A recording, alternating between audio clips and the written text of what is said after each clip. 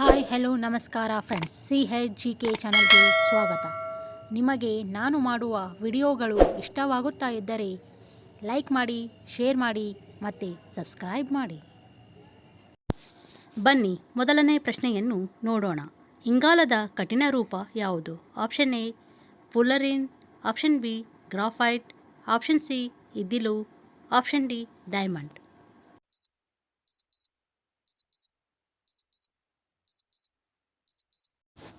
ಈ ಪ್ರಶ್ನೆಯ ಸರಿಯಾದ ಉತ್ತರ ಆಪ್ಷನ್ ಡಿ ಡೈಮಂಡ್. ಇಂಗಾಲದ ಕಠಿಣ ರೂಪ ಡೈಮಂಡ್ ಆಗಿದೆ. ಪ್ರಶ್ನೆ ಸಂಖ್ಯೆ 2. ಮನುಷ್ಯನ ತೂಕ ಎಲ್ಲಿ ಶೂನ್ಯವಾಗಿರುತ್ತದೆ? ಆಪ್ಷನ್ ಎ ದ್ರವಗಳಲ್ಲಿ, ಆಪ್ಷನ್ ಬಿ ಭೂಮಿಯ ಮೇಲ್ಮೈಯಲ್ಲಿ, ಆಪ್ಷನ್ ಸಿ ಭೂಮಿಯ ಮಧ್ಯಭಾಗದಲ್ಲಿ, ಆಪ್ಷನ್ ಡಿ ಇವುಗಳಲ್ಲಿ ಯಾವುದೂ ಅಲ್ಲ.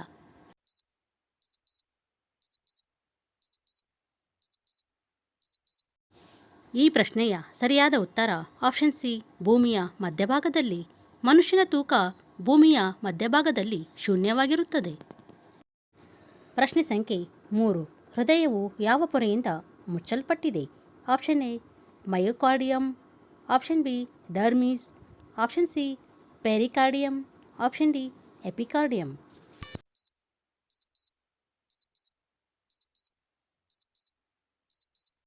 ಈ ಪ್ರಶ್ನೆಯ ಸರಿಯಾದ ಉತ್ತರ ಆಪ್ಷನ್ ಸಿ ಪೆರಿಕಾರ್ಡಿಯಂ. ಹೃದಯವು ಪೆರಿಕಾರ್ಡಿಯಂ ಎಂಬ ಪೊರೆಯಿಂದ ಮುಚ್ಚಲ್ಪಟ್ಟಿದೆ. ಪ್ರಶ್ನೆ ಸಂಖ್ಯೆ 4. ಯಾವ ಜೀವಕೋಶಗಳನ್ನು ಮಾನವ ದೇಹದ ಸೈನಿಕರು ಎಂದು ಕರೆಯಲಾಗುತ್ತದೆ? ಆಪ್ಷನ್ ಎ ಕಾಂಡಕೋಶಗಳು, ಆಪ್ಷನ್ ಬಿ ಕೆಂಪು ರಕ್ತಕಣಗಳು, ಆಪ್ಷನ್ ಸಿ ಬಿಳಿ ರಕ್ತಕಣಗಳು, ಆಪ್ಷನ್ ಡಿ ಸ್ನಾಯು ಕೋಶಗಳು.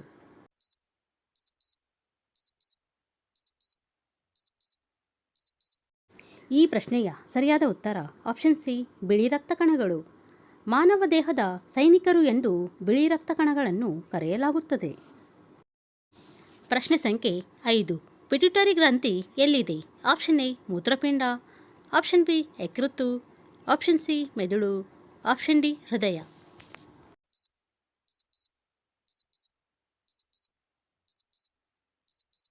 ಈ ಪ್ರಶ್ನೆಯ ಸರಿಯಾದ ಉತ್ತರ ಆಪ್ಷನ್ ಸಿ ಮೆದುಳು.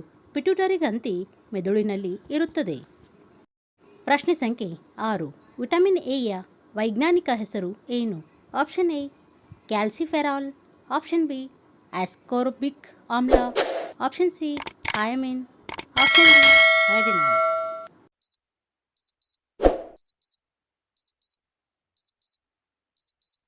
ಈ ಪ್ರಶ್ನೆಯ ಸರಿಯಾದ ಉತ್ತರ ಆಪ್ಷನ್ ಡಿ ರೆಟಿನಾಲ್.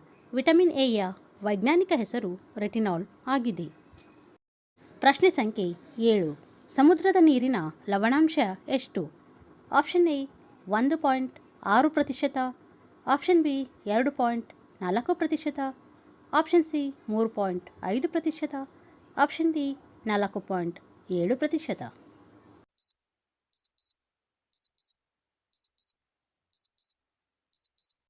ಈ ಪ್ರಶ್ನೆಯ ಸರಿಯಾದ ಉತ್ತರ ಆಪ್ಷನ್ ಸಿ 3.5%. ಸಮುದ್ರದ ನೀರಿನ ಲವಣಾಂಶ 3.5% ಆಗಿರುತ್ತದೆ.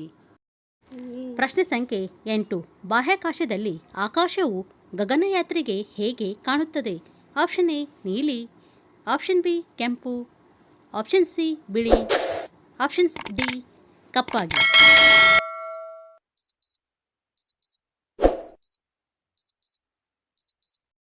ಸರಿಯಾದ ಉತ್ತರ ಆಪ್ಷನ್ ಡಿ ಕಪ್ಪಾಗಿ. ಬಾಹ್ಯಾಕಾಶದಲ್ಲಿ ಆಕಾಶವು ಗಗನಯಾತ್ರೆಗೆ ಕಪ್ಪಾಗಿ ಕಾಣುತ್ತದೆ.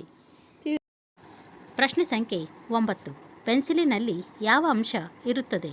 ಆಪ್ಷನ್ ಎ ಗ್ಲಿಕಾನ್, ಆಪ್ಷನ್ ಬಿ ಇದ್ದಿಲು, ಆಪ್ಷನ್ ಸಿ ರಂಜಕ, ಆಪ್ಷನ್ ಡಿ ಗ್ರಾಫೈಟ್.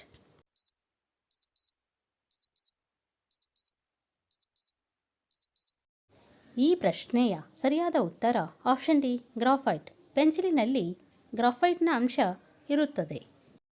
ಪ್ರಶ್ನೆ ಸಂಖ್ಯೆ 10. ಕೆಳಗಿನವುಗಳಲ್ಲಿ ಯಾವುದು ಪ್ರಾಥಮಿಕ ಬಣ್ಣವಾಗಿಲ್ಲ? ಆಪ್ಷನ್ ಎ ನೀಲಿ ಬಣ್ಣ, ಆಪ್ಷನ್ ಬಿ ಕೆಂಪು ಬಣ್ಣ, ಆಪ್ಷನ್ ಸಿ ಹಳದಿ ಬಣ್ಣ, ಆಪ್ಷನ್ ಡಿ ಹಸಿರು ಬಣ್ಣ.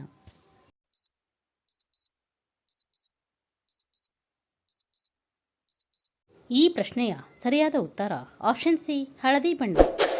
ಹಳದಿ ಬಣ್ಣವು ಪ್ರಾಥಮಿಕ ಬಣ್ಣವಾಗಿಲ್ಲ. ಸಂಖ್ಯೆ 11. ಸೂರ್ಯನು ಶಕ್ತಿಯನ್ನು ಉತ್ಪಾದಿಸುವ ಪ್ರಕ್ರಿಯೆ ಯಾವುದು? ಆಪ್ಷನ್ ಎ ಪರಮಾಣು ವಿದಳನ,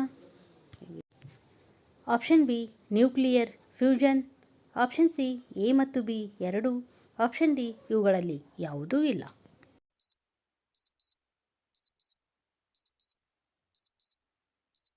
ಈ ಪ್ರಶ್ನೆಯ ಸರಿಯಾದ ಉತ್ತರ ಆಪ್ಷನ್ ಬಿ ನ್ಯೂಕ್ಲಿಯರ್ ಫ್ಯೂಷನ್.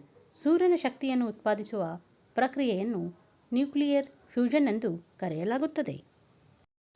ಪ್ರಶ್ನೆ ಸಂಖ್ಯೆ 12. ಮಾನವನ ಬಾಯಿಯಲ್ಲಿ ಯಾವ ಗ್ರಂಥಿ ಇರುತ್ತದೆ? ಆಪ್ಷನ್ ಎ ಲಾಲಾರಸ, option B pituitary, option C thyroid, option D ಮೂತ್ರಜನಕಾಂಗ.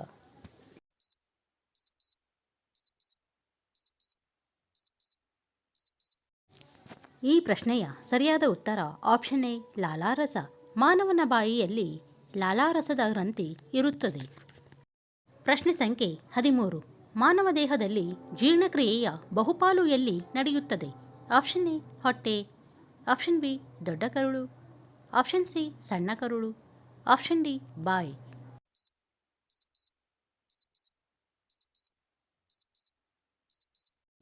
ಈ ಪ್ರಶ್ನೆಯ ಸರಿಯಾದ ಉತ್ತರ ಆಪ್ಷನ್ ಸಿ ಸಣ್ಣ ಕರುಳು. ಮಾನವನ ದೇಹದಲ್ಲಿ ಜೀರ್ಣಕ್ರಿಯೆಯ ಬಹುಪಾಲು ಸಣ್ಣ ಕರುಳಿನಲ್ಲಿ ನಡೆಯುತ್ತದೆ. ಪ್ರಶ್ನೆ ಸಂಖ್ಯೆ 14. ಮಾನವ ಉಸಿರಾಡುವ ಪ್ರಕ್ರಿಯೆಯನ್ನು ಹೆಸರಿಸಿ. ಆಪ್ಷನ್ ಎ ಜೀರ್ಣಕ್ರಿಯೆ, ಆಪ್ಷನ್ ಬಿ ಉಸಿರಾಟ, option C Dhriti ಸಂಶ್ಲೇಷಣೆ, option D ವಿಸರ್ಜನೆ.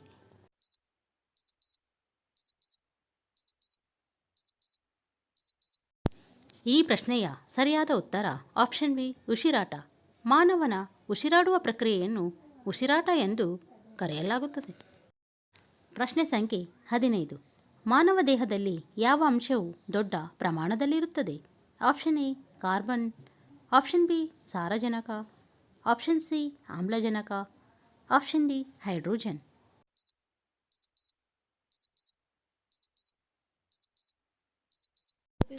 ಈ ಪ್ರಶ್ನೆಯ ಸರಿಯಾದ ಉತ್ತರ ಆಪ್ಷನ್ ಸಿ ಆಮ್ಲಜನಕ.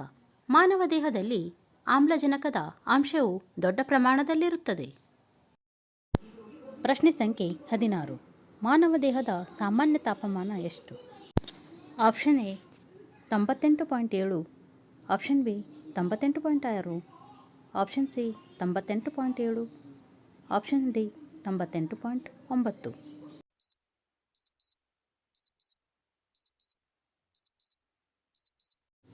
ಈ ಪ್ರಶ್ನೆಯ ಸರಿಯಾದ ಉತ್ತರ 98.6.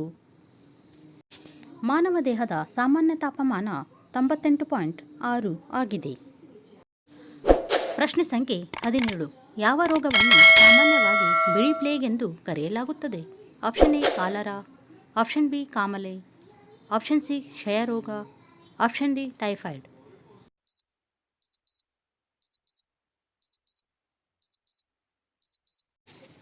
ಈ ಪ್ರಶ್ನೆಯ ಸರಿಯಾದ ಉತ್ತರ ಆಪ್ಷನ್ ಸಿ ಕ್ಷಯರೋಗ. ಕ್ಷಯರೋಗವನ್ನು ಸಾಮಾನ್ಯವಾಗಿ ಬಿಳಿ ಪ್ಲೇಗ್ ಎಂದು ಕರೆಯಲಾಗುತ್ತದೆ. ಪ್ರಶ್ನೆ ಸಂಖ್ಯೆ 18. ಸಮುದ್ರದ ಆಳವನ್ನು ಅಳೆಯಲು ಯಾವ ಸಾಧನವನ್ನು ಬಳಸಲಾಗುತ್ತದೆ? Option A hygrometer, option B hydrometer, option C barometer, option D fathometer.